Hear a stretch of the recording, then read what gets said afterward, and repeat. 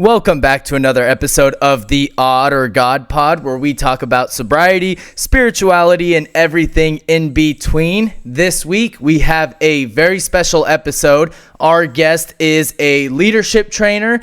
He is a published author of the book Keep the Change, on how you can apply the 12 steps of recovery to a leadership role in life and whatnot. And above all else, he's known as a wonderful father, husband, and follower of Jesus Christ. It's my pleasure to introduce Bart. Bart, why don't you tell us a little bit about yourself? Eric, what's up, buddy? What's up, man? Thanks for having me. That was good.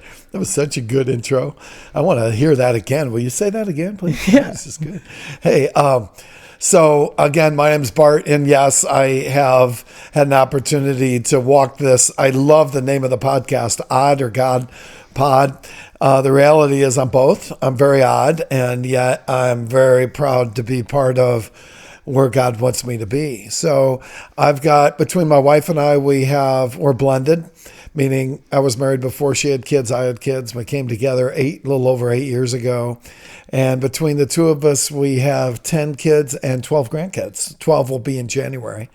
But we are blessed, absolutely. If anybody had said to me once upon a time, Bart, this is who you're going to be. You're going to live in Arizona, and you're going to have all these kids, and this is where your life is going to take place, and you'll have written a book about your recovery story.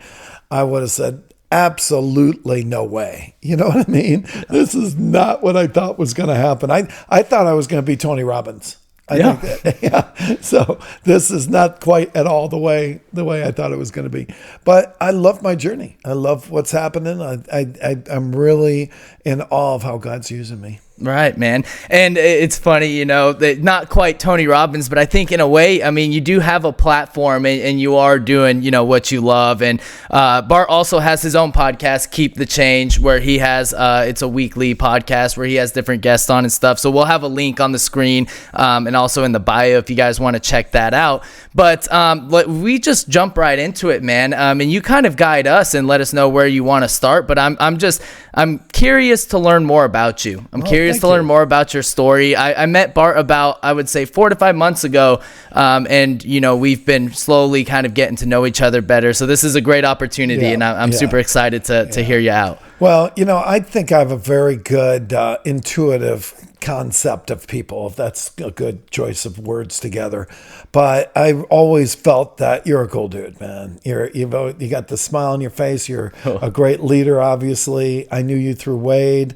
Now, my wife Mary and I co-founded a Celebrate Recovery. If you don't know what Celebrate Recovery is, it's a 12-step program based on principles of Jesus Christ. And we started it at our church a year ago, September. It was actually September 12th, 2022. Yeah.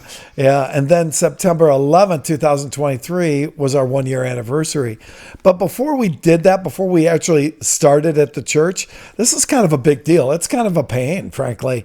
We, in 2014, wanted to have Celebrate Recovery in our church. It used to be at Cornerstone Church in Chandler, but about 2011 or 12, they shut it down just because of whatever they did internally. So 14, I'm looking at this and thinking our church needs a recovery program in the church. Probably 80% of the people in the church are probably looking at some kind of illicit pictures or material, whatever you want to call it, that they probably shouldn't be looking at. Whether it's through Instagram, LinkedIn, or a porn site, there's a lot of garbage out there. And we know it's very, very common. So I really believed, whether it was drugs, alcohol, hurts, habits, hang-ups, whatever, I believed our church needed a recovery program, and we had nothing. So in 2014, a buddy of mine, Mitch, and myself went to the church leadership and said, let's start a Celebrate Recovery. And they said, no, they didn't have enough room. It takes a lot of room to set up a Celebrate Recovery in a church. And I said, well, what's our options? They said, you don't have any. So that was discouraging. But fast forward to 2020, I was sitting with one of the group leaders. He was a small church pastor at Cornerstone. And they had just built a new building. was like 21, I think. And I was talking about going across the country, speaking to Celebrate Recoveries. It was my passion. I knew it was where God was using me. And he said to me, why don't you start Celebrate Recovery here? And, you know, I'm from Toledo. I'm a product of Toledo Public Schools. And I said, duh. Yeah. What am I supposed to say? Of course I will do that. Well, you know, when it's in your heart to do it, ministry is not easy. Doesn't pay in monetary terms. But when it's in your heart to do it, you do it. And that started us getting 12, 14 people in our house every Sunday with dinner and leadership training. And a year later, starting again on September 12th. So that was kind of a big deal. It's interesting how, again, one of those things that God did in my life. In 2015, going back, about the same time I initially went to the church about Celebrate Recovery, I was at the K-Love Fan Awards in Nashville, Tennessee. K-Love is a radio station, Christian-based radio station. And we were, I met a guy. Yeah. I found a guy. And this guy was an author. And we're having dinner, and I told him my story, my recovery story. And he said, so tell me a little bit more. And I said, well, I've got 38 years of sobriety. I've been in recovery for a long time. I do a lot of work in the recovery community. And he said, oh man, that's a story. And I said, cool. And he said, why don't you write a book? I said, no, I don't know how to write a book. He said, I'll help you. I'll collaborate. At that time I said no, but a few years, it wasn't months, years later, you know, when the student is ready, the teacher appears, Eric. You know what I mean? Okay. And I wasn't ready.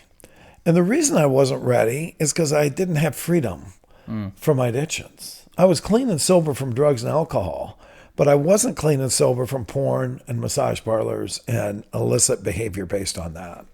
And I'm not proud of that. When I first met my wife in 2015, we got married in 2015. I was clean and sober. I had been, years before that, I had struggled with sexual integrity issues, but I got free. And I thought there is no way that I'll ever do that again. I'm getting married. I'm going to be all in. You want to stop it for the dog bark? No, it's fine. The mics won't pick it up. Okay. Yeah. So cut that up. So I thought I was free. I wasn't, man. Yeah. I slipped. Yeah. And when I look back, it was about a year after my marriage, I slipped. And then a year after that, I slipped again. And my wife came up to me and wondered why I was so angry. So here I am in recovery, doing work in recovery, and I've got this side gig going on. Yeah. And it wasn't an affair, but it was based on, again, pornographic images, massage parlor. That was my drug of choice. I had freedom, but I went back to it. And I was so devastated that my wife could see it in my soul. And at that point, I told her, I said, here's what happened. She said, I'm going to separate. So we separated for, I think it was in June when this happened. I got a place. And ironically, if you know anything about recovery, I was in the middle of a step study. And a step study is like 10 months. And I'd been in this step study for about 6 months previous. And I was in the depths of the step study. And during the step study, is when I slipped. And what I realized was I was getting so raw with my emotions, and I didn't bring people around me to bounce those emotions off of. I wasn't keeping in contact with my sponsor. I was trying to white knuckle it. I knew I wasn't going to act out, and I did in the middle of the step study. So I had to let my brothers know I was ashamed of that. And more importantly, I let my wife know. So it just ripped my heart out. We separated, and we would, after about 2 months, I'd reach out to her, and she at one point decided to pick up the phone. And the reason she did is because the pastor at our church had told her, maybe you need to just sit down and talk to him. And the pastor's wife at our church said, maybe you just need to have coffee with him when he calls. And the result of that was it cracked her a little bit. She was a little bit more willing. So one day I called and we got together for coffee and we started to communicate a little bit. Toward the end of my step study, Eric, I was getting to the point of graduation. I'd had some freedom from this sexual integrity garbage. This had happened in June. It was now September, coming up on the end of September. And I called Mary and I said, hey, I'm graduating from my step study. Will you come to the graduation? And she said, I don't think I'm going to make it. 2 hours later, I'm in Celebrate Recovery, and I'm standing there getting ready to go up front and get my award for finishing this. And I looked to the left, and there she was. She had come. And what I would tell you about that is any wife that does that, the courage to do that, to forgive, to not forget, not let go of the behavior, but forgive the soul of the person. For her to do that, that was incredible. As a matter of fact, that was the restart of us. And it wasn't like, oh, everything was red roses and high tides. It wasn't that way. We had rocky stuff, but we've learned to get through it together. So, and again, we've only been married 8.5 years, but I believe, and I really mean this, it's a love story. Yeah. And with a wretch like me, dude, I was a player. I was in marriage before. I was a lousy husband. I was a lousy husband. I was a great parent, but I was a lousy husband. And I always wanted attention.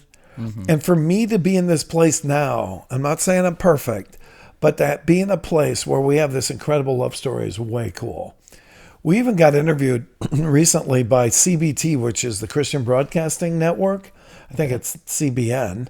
And they interviewed Mary and I for our story about the breaking up and the reconciliation.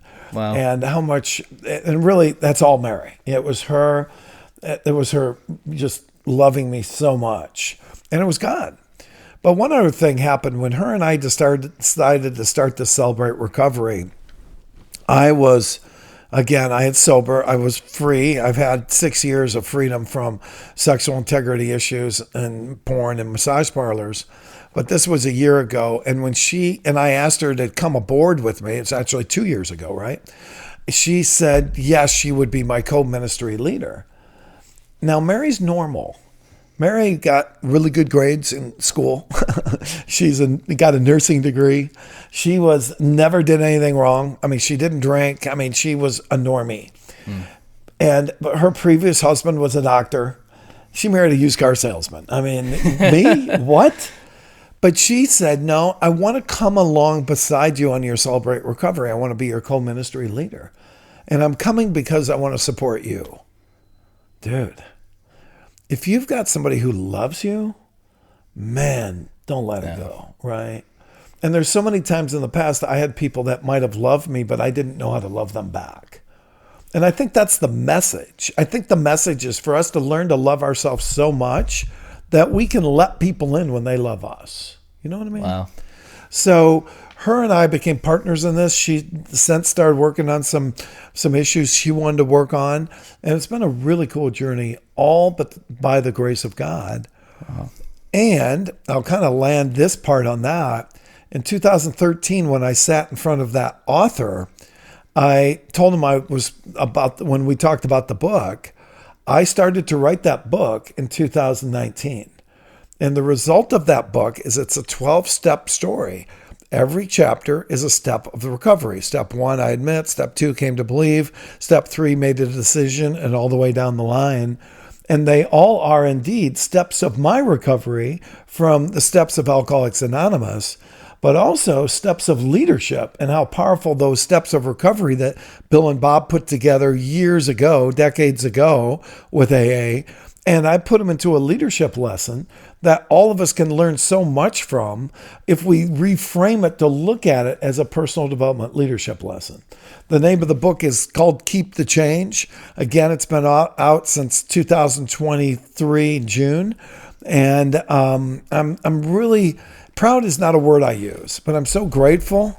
Thank you, brother.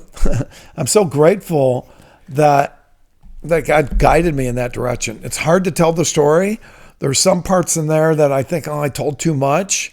And I might not have honored myself as much as I thought there were secrets I didn't want to tell you. But the reality is that that's what God told me to do, and I felt very compelled to do that. And I think it's a book that changes lives. Yeah, we'll man. see. Seems to be all right. It's super cool to kind of just touch on the first thing, the beginning of CR, because that's where I had met you. I was introduced to Bart through a mutual friend of ours, Wade. Shout out Plugged in Recovery, sponsor of the podcast. And I've never heard that before. I didn't know the whole origin behind it and whatnot. So that's actually really cool to kind of learn that and learn a little bit more about you, man. And now to kind of just transition back into Keep the Change, because there's a lot to unpack here. And I think the majority of our audience here on this podcast, we're a recovery podcast, and people are always looking for different things to supplement their programs with, right? And they're looking for different ways to develop themselves and to start making healthy, positive life changes. And I think you have a great message, for them. So I just want to walk us through Keep the Change, the inspiration behind it. And for anybody listening, just give them a little promo maybe of the book and walk us through that. Cool. I will. One thing about this book that I know in the first of the year, it'll be an Audible book. I also know, and about the Are you narrating it yourself? I am. You are? Wow. Okay. Yeah. Cool. This voice, right? Yeah. But it'll also be in the first quarter, we're going to have a course based on this. But let me tell you a little bit about the book. And again, from where does it come? I knew that, again, I believed my story had to be told. And I think my story had to be told because I came from my dad was a car dealer. My mom was a model. And I won't take you too far back. I know we don't have all day here. But my dad was not very engaged in me growing up. It was, it probably took me some time to forgive him. My grandfather was the one that would take us fishing or going to ball games. I had a brother that was 5 years older. And we grew up in a nice neighborhood in Perrysburg, Ohio. I mean, how many times do I hear about people that have grown up in the streets? I did not grow up in the streets. So when I hear about people's stories and where they came from, I'm blown away that they got to the other side of that. That wasn't my story. My story is, why in the world would I sabotage something that could have been a really good childhood? But I grew up as a happy kid, and about 10 or 11 started to look at the dysfunction in our home. And I didn't get abused, but my dad was a drunk and never gave me any attention. My mom was a codependent, and she always would say everything's great. We had 50 mirrors, well, maybe not, 30 mirrors around our home, and image was everything. And again, I'm not proud of this. It was from where I came. So if I didn't look good on the outside, then things weren't good on the inside. And I became a narcissist for decades because of that behavior. I even had a situation growing up when I was in high school. I had a big old nose and a floppy ear, and my mom said, "Don't worry, we'll take care of that." It was about the outside, well, not the inside. And they were Unitarians. I don't have a clue. You'll have to Google it. I don't know what they did. I don't know what Unitarians did, but that was their religious belief. I think it's one, but I went to church, but I must have slept because I don't remember any of it. And then about 13, I wanted my dad's attention, never got it. So I started hitting the liquor cabinet, and I drank my first liquor at 13. At 14, I poured 2 big goblets of rum and whiskey, chugged those, went downtown Perrysburg, Ohio to a place called the Beehive, which is where all the kids would get together. And obviously by the time I got to the Beehive, I was lit up like a cheap suit. I mean, I was done. But everybody laughed at me. Everybody liked me. Everybody wanted to be around me. Bull. They laughed, but they weren't laughing. They were laughing at me, not with me. And I started learning how to lie because every time I drank, I'd lie. So that was the story and the start of my drinking. And the result was I wrecked 6 cars in high school. The result was early 20s. I started doing cocaine, acid, pills, anything I could to get a buzz except heroin because I didn't like needles. The result was at 28 years old, I weighed 150 pounds. I had just had a daughter, and I guess that was probably the wake-up call for me. when I had a daughter, because a year later I got busted at work using, and my boss fired me, a big money job. And the next morning I got on my knees crying to a God I didn't even know at that point. And I got an intuition to go into a treatment center. That was June 15th, 1985. I know most of you weren't even thinking about it being alive at that point. Your parents probably weren't even alive at that point. But that's what happened, 1985. And then after 2 weeks into the treatment center, the counselor came up to me and said, "You're too narcissistic. You're not going to make it. I'm going to have to, I think you're not going to be able to stay sober." And I remember, Eric, I was so mad at him, I wanted to punch him in the nose.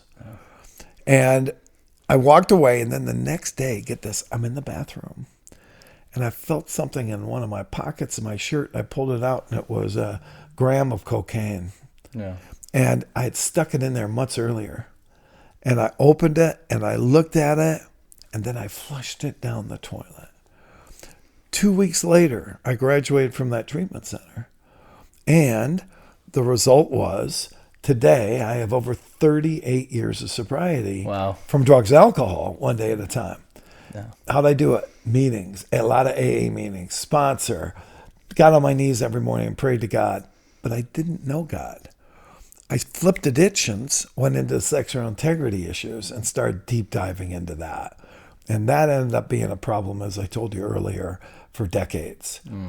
But 10 years after I got sober, Jesus found me, and I started on my road to recovery, at least with Jesus on my side.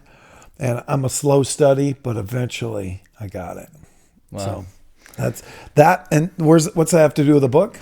That's where the story came from. So that's the origin, huh? All of it. Yeah. Chapter 1, admitted we are powerless. And I believe all of us need to admit something, right? Chapter 2, came to believe. We need to believe in something or we'll fall for anything. Chapter 3, made a decision. In our lives, in our decisions is where our lives are met. Chapter 4, inventory. If you and I don't really deep dive and look at our inventory, if we don't look at ourselves, we can't grow if we don't know ourselves. Yeah. And if you look at anybody that at any level of success or significance or making a mark in the world, it's they have massive, massive, massive self-awareness. And that's what starts happening in chapter 4, 5, 6. If you followed any steps of recovery, it's the same steps. It's just my story in there, and then taking those same steps and integrating them with leadership and personal development principles. Wow. Yeah. That's awesome, man. That's I'm trying to frame this how I want to say it, but it's just, I feel like, yeah, I'm not sure. Maybe I'll come back to it, but it's just super cool to hear that, right? Because you've got 10 more years of sobriety than I have life in general.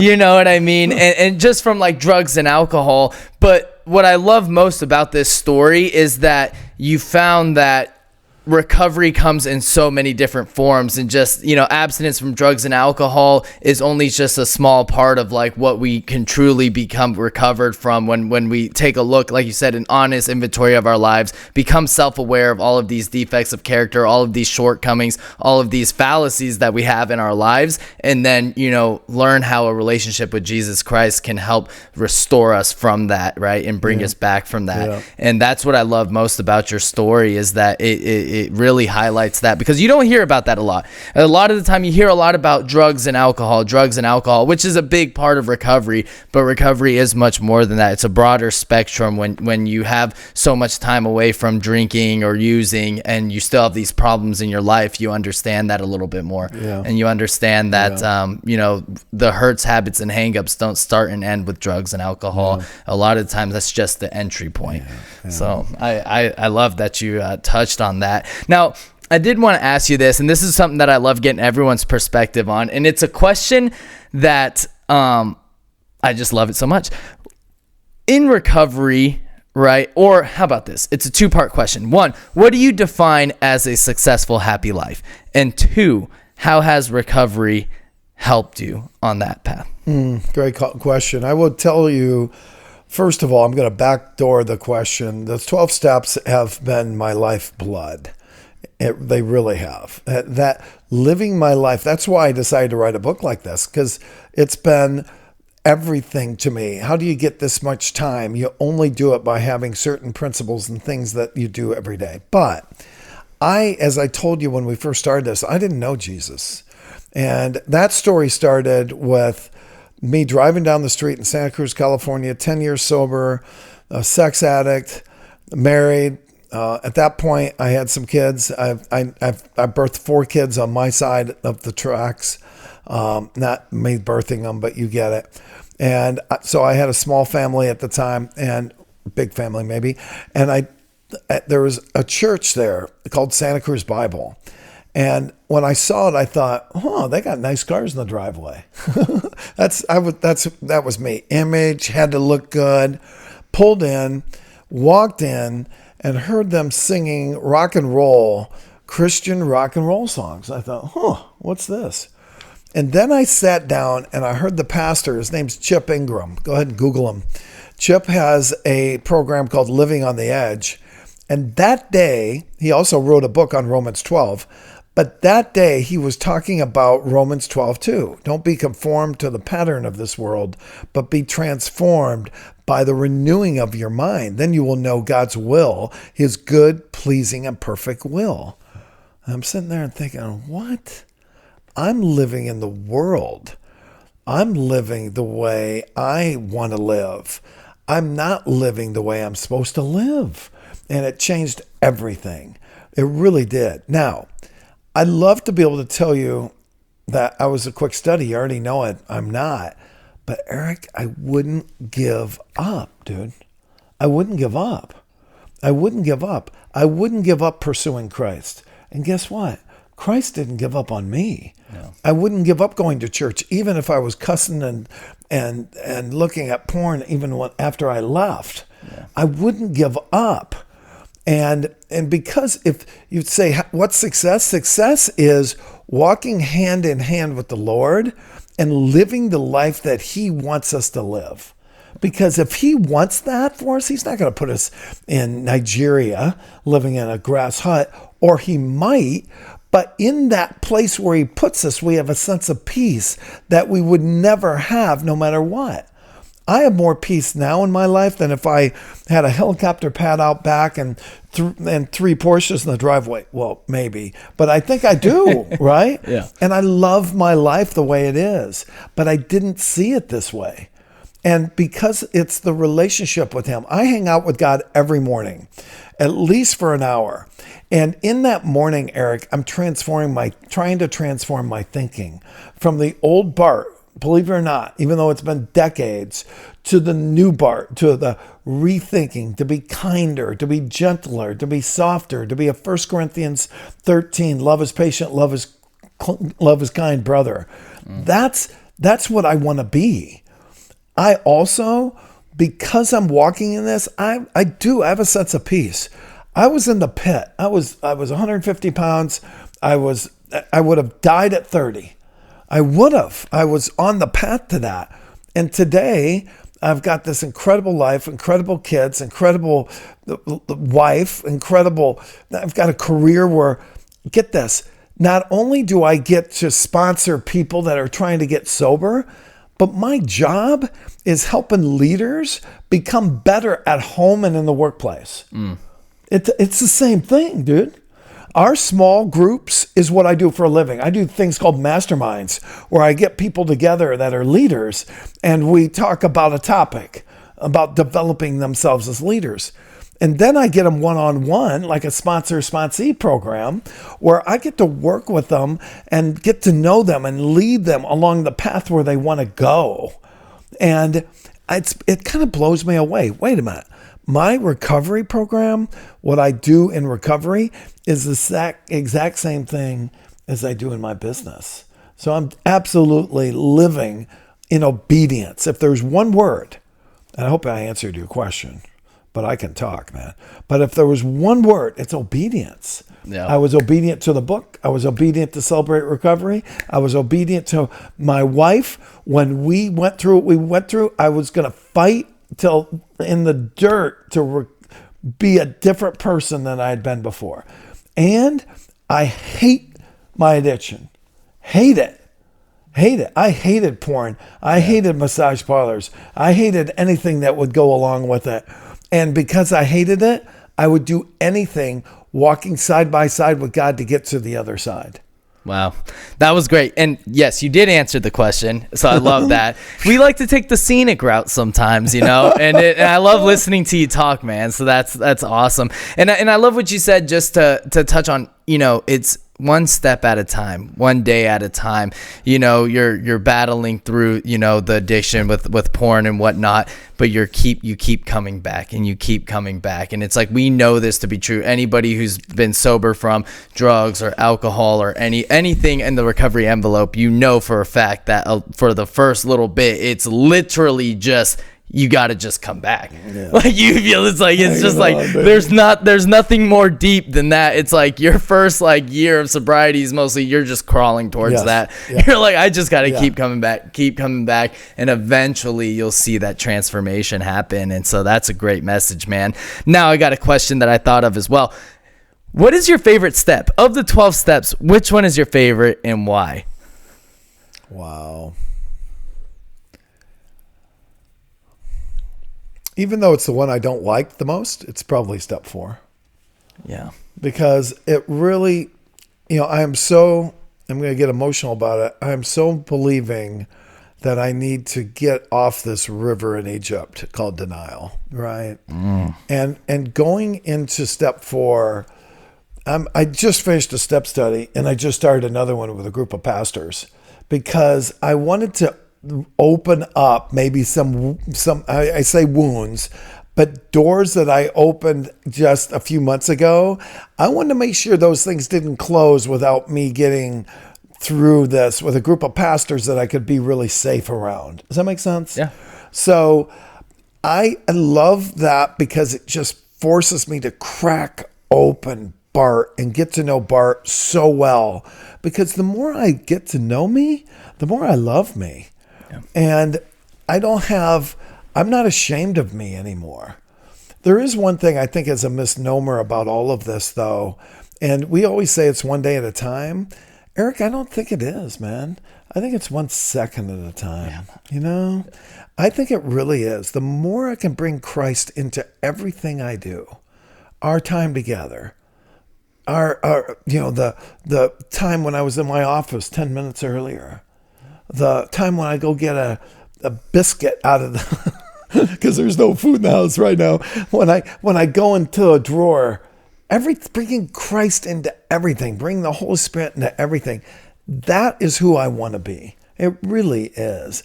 And I'm sure anybody can relate. Sometimes I go to stinking thinking, and I hate stinking thinking. But you know what the difference is? In the past, I would used to go there and spend 3 days in a motel room somewhere. You know what I mean? Now I go there for about 15 seconds and say, Jesus, and I'm flipped. It might not even be 15 seconds. It might be 5, but it's not a whole lot longer than that now. Thank God. And that's the gift of doing that 4-step. The ones up to that are huge. Step 1 is huge because you got to admit, if you don't admit, we're not even here. Yeah. But step 4, for sure. Thank you for asking that. Yeah, the dreaded inventory, man. That's where the rubber meets the road. They call it the 1, 2, 3 shuffle. And for years, when I was trying to get sober, that was literally my MO. It's like, get through 1 through 3. Oh, now I got to do something. I'm out. Yeah. And then let's try it again. Let's try it again. That's so good. Eventually, you get pen to paper and you start writing stuff down. And I remember when I was writing down my inventory of all of these things and asked me, who am I resentful at? I was holding on to stuff from elementary school. I still remember when this one kid that one time did this, and I just didn't understand how deep it really went. And it's just I had alcoholism. I struggled with all of that long before I ever took my first drink. I always had this, I was always trying to orchestrate things in my life, and I always trying to like put control into situations, and always trying to get people to act how I wanted them to act, or like situations to be how I wanted to be. Long before I ever found alcohol, I was doing these behaviors in my life, and it wasn't until step 4, when I did a searching and fearless inventory of myself, put away all of the fears of being judged, put away all the fears of not being accepted, and getting that down on paper, and then you examine it, and that's when I started learning about myself. Like you said, you know what? I had alcoholism long before anything of that got into my life. Yeah. It's like all of these insecurities, all of these fears, all of these issues with control were present in my life from a very young age. Yep. And they just manifested themselves into drugs and alcohol when I got of age, and that was the only way I could cope with it, right? And then that just became my life. But what a great answer. Not a lot of people say step 4, but that's a great one. You know why? Because it's hard. Yeah. And I don't want to do easy, man. Yeah. You know, when you're the season of life that I am, my mom lived to 97, so who knows? I could be here a while. My dad lived in 58, so who knows? I'm way past that. Right. So the reality is that when you're in this season, I want to do the work that I have to do, the hard work. There's no easy here. And I want to accomplish a lot while I'm on this planet. You know, one thing that I learned like 3 weeks ago or 3 months ago in a therapy with a guy is that I'm ADD. Well, no kidding, right? I knew that, but it never had anybody actually tell me that. But actually, part of that is a misnomer too. Yes, I have focus issues, no doubt about it. But the ADD for me is I want attention. I want attention from any place I can get it. And to me, that is my death stare, because I used to love, Eric, being on stage in front of 2,000 people, because that was 4,000 eyes that are looking at me, right? I was getting all this attention. It was like the biggest rush I'd ever had. It's not that I don't like that, because I do, but I will tell you my greatest victory comes having a one-on-one with another soul and going deep, even in these kinds of conversations. That's where God's using me now. Because, you know, if I had been Tony Robbins 20 years ago, I would have been dead, because I couldn't have handled that. And I'm believing that God's pointed that out to me a number of times. I would have given this to you before. You worked hard enough for it, but you would have destroyed yourself. And so and it's hard for us to get this, but we're exactly the place that we're supposed to be. Right? Yeah. We have to trust in that. Right. Yeah. That's good, man. That was probably one of the better answers to that question I've ever got. That was great. I do have one more thing too. This is something that every single guest on the podcast gets asked, and obviously we have to ask it. You guys know what time it is. Viewers know what time it is. It's the Odd or God pod. So is it odd or is it God? Everyone's got those moments in their life, in their recovery journey, where they had to look at themselves and say, wow, like that was God. Is it odd or is it God?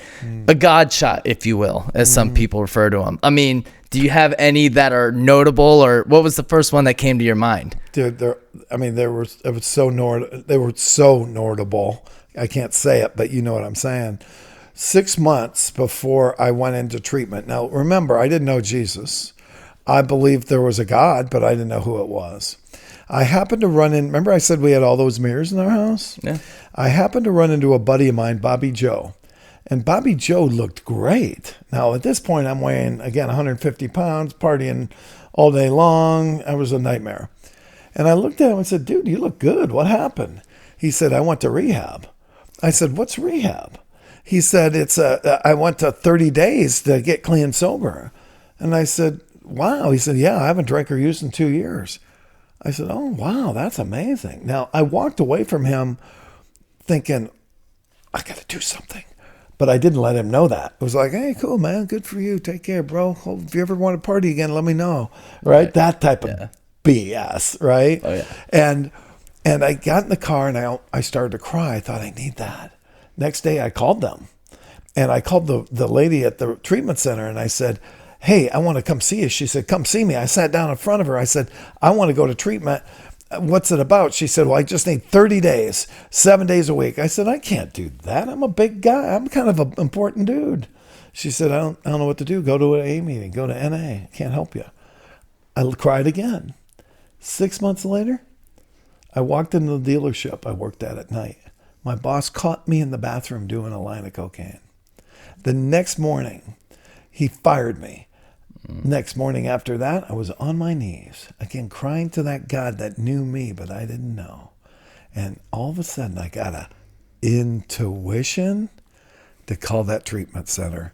Wow. And they had one bed. And that changed everything. Divine timing. Yeah. That's what that is. Yep. Yeah. Yeah.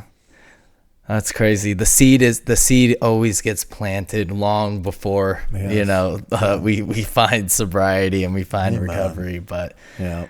Incredible story. That's my absolute favorite thing about this podcast is just being able to learn more about people. But then also I love hearing about those God shots, those moments where even if in that moment you probably didn't attribute that to God, you probably didn't attribute that to divine timing, but now in your current, life, you can look back on that and say, wow, the dots really did connect, right? Yeah. And you were on that trajectory to something that you couldn't have ever foreseen when you were in that dealership getting caught at night, you know? Yeah. And I'd like to just say, I mean this for me, and I don't mean it for others. If you had a father that just didn't even acknowledge you, and that wasn't quite the case in my point. My dad had a boat. Right. We had a nice car. He was a car dealer. Yeah. I wrecked 6 cars in high school. Every time I'd wreck a car, he'd give me another one. So I was enabled. That was the difference. That was where my lifestyle was different. My parents enabled me kind of maybe to get me out of the way because I was kind of a pain, but they never really gave me the affection. And I always sought it. And I don't blame them. I'm not a victim here. It was my fault. I look in the mirror and say, you know what? There's many kids that could have gone through that and been just fine. I have a brother who's 5 years older. He went through that and was just fine. But I didn't. I was the one who put all that on me. Yeah. And I'm not saying that's true. There's a lot of people, if you've been abused or you've been beat up or, please know. I get it. I get that that's awful. That wasn't my case. Right. And I have a master's in stupidity. You don't. You were a victim. I have a master's in stupidity and a doctor in dumb. Yeah. A victim of self. Yes. Yeah. And there's a lot of people that are listening to this that can probably relate to that too. Oh, yeah. And if that's the case, if you've been abused, get help. And realize you are a victim here. If you have not been abused, if you made the stupid decisions like me, come on, man, go get help too. Yep. Get out of that. Start looking yourself in the mirror and quit blaming other people. Yeah. That's so good because that's and what's funny too is people like, I remember I got one of my first DUIs right when I was 21 years old and they made me go to AA. And I remember thinking to myself like, oh, like, AA, they're just going to teach me how to be sober, right? Like that's what these people do. They teach me how to just not drink. And then it wasn't until like 6 years later when I finally went to treatment and got into the program, started learning more. You learn that really what the 12 steps of recovery is freedom from the bondage of self. You understand that an altruistic life is the only way to get out of the selfishness and self-centered that's within me. And that's my problem. My problem is that I only ever want to think about Eric and how things affect me and how every situation's happening to me or for me, and everyone's either with me or they're against me. It's me. And there's no God when there's me at the center of my life. Amen. And then you learn that the spiritual basis, right? The principles of the 12 steps, if they are applied to my everyday life, like I will be rid of the problem of wanting to drink or use, right? But it's not a design to stay sober. It's a design to recover. Oof, right? Love that. Yeah. And that's crazy. And you just mentioned it, right? It's about getting out of self. Yeah. That's what recovery is. Yeah. Yeah. And I had to, it wasn't an accident that I stayed sober for 38 years. I made an absolute decision, Eric. And we talked about hated sexual integrity. I would for anything in the world, give up all those decades of stupid I did with that to get free and clean and sober, I hated alcohol and that piece of me, with my daughter coming and other kids coming. And I hated it so much, but I was scared to death, Eric, of going back to that bar. I was scared to death of having one more drink. I was scared to death of having one more line. And I was of the belief that I cannot do that. I will never come back. Now, is that true? Probably not. I probably would have come back. But look what happened to me with the sexual integrity stuff. I kept going and slipping, and I came back, but it took time. It took decades. It took all that pain and a loss of life. I mean, I blew a lot of years, and I'm trying to make it up now. And yet, what's the message? The message is you do not have to go back. If you're clean one day, you don't need to go back there anymore. If you haven't looked at porn today, you don't need to go back there anymore. This is you've picked up your mat and you're walking hand in hand in obedience with who the Lord wants us to be. And man, I have to pay attention to that. I have no right to turn around and go back. I just don't. So I'm so grateful for that fact that I was scared to death. I walked in fear a lot in my life over a lot of things. I didn't try new things sometimes because I was fearful. I didn't say hi to the girls sometimes because I was fearful. But the reality is I didn't drink again because I was fearful. And I'm grateful for that fear. And right now, frankly, I know this. I do not have another one in me. If I slipped, then I don't have another one in me with any of the things that I've made my past. Absolutely not. That was good, man. I appreciate it. Let's, I also want to get this in there too, because I found that a lot of our viewers and listeners are very early in recovery. A lot of people find us on TikTok and Instagram, and I get DMs every week from people, and they always have like these preliminary questions. If I have referrals to treatment centers, blah, blah, blah, blah, blah. But I love asking this as well, because it's great stuff to put out there for people who are actually watching our stuff. For anybody who's watching, right, and they're on the fence about going to treatment, they're on the fence about maybe moving into sober living, or even just reaching out for help or trying to attend an AA meeting or whatever it is, right? Somebody who's curious about recovery but fearful of what it all entails. What do you have any pieces of advice or any words of encouragement for them? Man, you got it. The steps are the steps for a reason. For one thing, get your butt to a meeting, whatever that means. And there's some things we just hear that we just roll our eyes. Go to a meeting, pivot, right? Some of those words, right? Pivot. Coach. Here's the deal. That's what you got to do, man. If you can afford a therapist, go get one, right? If you can't, get to a meeting. If you can afford to go to a treatment center, how did I get sober the first time? I'm a kind of an anomaly. Yeah. It's because of the fact, a couple things. One is because it was a great program. And another reason was because my roommate OD'd the day after he got out of heroin. And it scared me. And it helped scared me straight all these years to stay sober. Get to a meeting, man. Talk to somebody. The hardest thing to do is pick up the darn phone and call somebody. And I know this stuff sounds so cliche, but it is for a reason. If you and I call, let's say Eric was my accountability partner, and I call him every day, and then one day feel like slipping, but I continue to call him, then that moment I feel like slipping, guess who I'm going to call? I'm going to call Eric, because I built that muscle of calling Eric. That's why you have phone numbers, not to check in for the small talk. Most of the time it is small talk, but every once in a while, man, you're going to have a 911 where that call's really the real deal. And you've got to make sure there's somebody on the other end that can talk you off the ledge, sometimes literally. So follow the steps, get a sponsor, get accountability partners. If you can go to a treatment program, go for it. If you don't have a place to live, thank God for sober living places to go to. Thank you for what you guys are doing, because the reality is you're saving lives. You are absolutely saving lives. And if nothing else, before we leave, you're going to have my number. Call if you need to, if you're struggling, or you say, hey man, what would you do about this? I am all over that. But also get a group of phone numbers that you can call and get to meetings. Look, it's going to be the hardest thing you ever do. Yeah. There's nothing harder, man. And if sobriety isn't your number one thing, more important than your family, more important than making money, more important than anything else, you won't stick with it. If it's more important for you to hang out with your family than go to a meeting, if you have a chance of not working your program and you could slip, then you're going to lose your family anyhow. That's why it's so important. Put it first. Everything else will fall into place. Last thing, I have 10 values I write down every day. Every morning, back in my backyard, my perfect place. And the first one is God over all of it. God's my number one. I give everything to God. All of it is about God.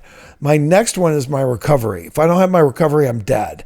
My next one, my health. I've got to work out to stay alive. My next one's my wife, Mary, and then my kids, and then personal development and relationships, and down the line. My point is, those first 5, especially 1, 2, 3, man, you've got to have that in that order. Yeah, man. They say anything you put before your recovery, you'll lose, something like that. I don't think I said that right, but you guys know what I'm talking about. That's it though, right? Isn't that true? Anything we put before recovery, my Porsche, you're gonna lose it. That's why my counselor thought I wasn't going to make it, because I put other things before him, right? That's why they say you need a low bottom. Bull, you know what? No, you don't, dude. If you're at the place now where you want to be done, you're done. But if you're not at the place, no matter how, I've seen people in the streets that have marks all over them, and the skin diseases all over them, and they're living under a tent, and they're not ready yet. No. Why do you have to be that? You don't have to do that. Right. And that's where, with all the support systems we've got around us, tap into them. Yeah, that's awesome too. And I promise we'll wrap up, but it's just to touch on that, because it says in the big book, right, where it's like we're a group of men and women who would normally not mix. And like, that's something that's so like, I can't stress it enough, because there's a stigma, like Bart was touching on, of what an alcoholic or what an addict looks like. But you get into recovery and you meet people that are in recovery, and you understand that it's like alcoholism, drug addiction of any type is no discriminator, right? And it doesn't matter your economic status. It doesn't matter your social status. It doesn't matter your upbringing, your location. It affects people across the board the same way. And it's that shared experience, right, that allows us to help each other in a fellowship to gain recovery from that. But there is no discrimination when it comes to addiction as a whole. Yeah. And, as a recovering sex addict, which I hate saying that, but with freedom from sexual integrity issues, there's not a whole lot more shame than that too, right? Yeah. Especially if you're married, because it's one thing to come home to your wife and say, hey, I drank today. Well, that's awful. You come home and said, hey, honey, I went to look at girls or I went to have relations with another person. That crushes the wife of your spouse and your kids while you're at it. So yes, there's shame that revolves around all of it. None more than others, but I'm believing that 80% of the people sitting in a church have some kind of an addiction. Yeah. And we really believe that. And everybody's an addict in some way, right? If you think about it, I used to be addicted to milk. Yep. So everybody's addicted to something. Yeah. And it's funny because I've said this so many times, like with just like conversations, but I truly believe that anybody, regardless of where they're at, would benefit from working the 12 steps. Amen. It's like you can apply it to anything from like you're just not satisfied with where you're at professionally, or you can apply those 12 steps and you can go in. It's like 1, okay, I'm powerless over this situation. 2, I need something greater than man to rely on for this.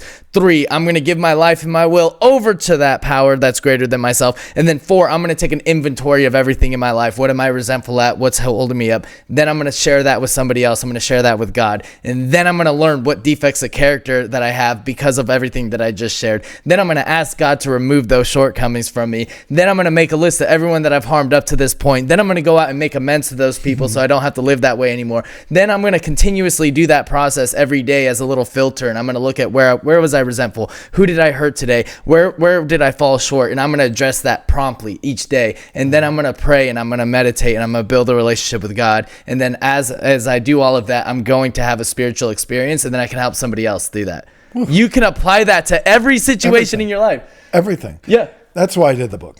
Yeah. You summed it up. We could have saved ourselves 40 minutes because that's why I did the book. Yeah. Because it's the best personal development tools on the planet. Yeah. I didn't write them, but I walked them. Yeah. And I'm who I am today because I listened. Yeah. Yeah, that's so good, man. That's awesome, Great man. job. Well, Bart, guys, real quick again, and we'll have it on the screen. We have links in the bio. If you're listening to us on Spotify, Google Podcasts, Apple Podcasts, the links will be in the description of the episode. Also, you can find us on YouTube and click in straight from there. It's Keep the Change, Bart Nollenberger. We'll have his information on there, as well as, Amazon links, stuff like that. If you guys loved his story and you want to learn more about the book, I would highly recommend it. And if you're local here in the Valley, like most of you are, Cornerstone Church in Chandler, Monday nights, meet him yourself. Yep. Also, it's not on the Big A yet. It will be next month. We had a strategy for that. Okay. It's on my website, keepthechangebook.org. That's keepthechangebook.org is where you get it. And next month it'll be available on the other as well. Okay, perfect. And also, guys, we just have to do a quick shout out to Plugged In Recovery. If you are somebody you love or are struggling with addiction and you're looking for a safe, licensed, sober living environment to help get your life back on track, give us a call at 612-505-5494 or visit www.azsober.com. Bart, thank you so much. Yeah, hey, thank you. That was truly awesome, man. Yeah. Thank you give Wade my high fives. Yep. And I appreciate what you're doing, man. You really are. You're making a huge difference. And it's so interesting. Age being not a limit, a boundary. I feel like we're brothers. Right? That's awesome. You're the older brother I never had. Yeah. Why older? Why Why couldn't you just say brother? You're my brother. You're my brother. There is no way. I appreciate it, man. That was super awesome. I'm sure as we continue developing the podcast and we get a studio and stuff, we'll have you on again sometime. I love that chat, dude. So yeah, me too. I appreciate Good it. Stuff. Anything else? You know what, you guys? You know how to get a hold of me. Facebook, Instagram, Bart Nollenberger, Facebook, Bart Nollenberger, Instagram, YouTube, Bart Nollenberger, LinkedIn, Bart Nollenberger, and you already heard about keepthechangebook.org. Thank you. God bless you. And again, my phone number will be on this bio too, so if you need to call me, do it. Okay? God bless you guys. Appreciate you. See you guys next week.